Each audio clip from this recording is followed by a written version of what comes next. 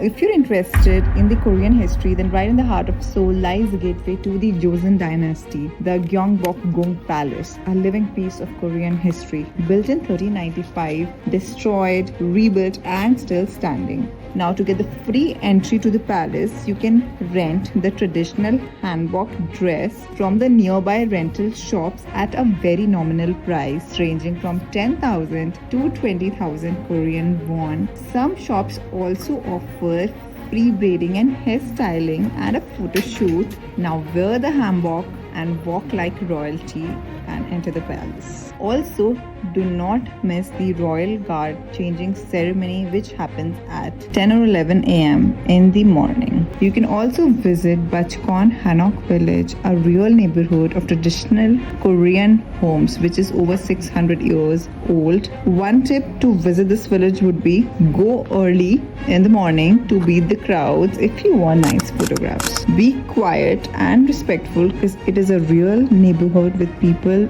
residing in those houses.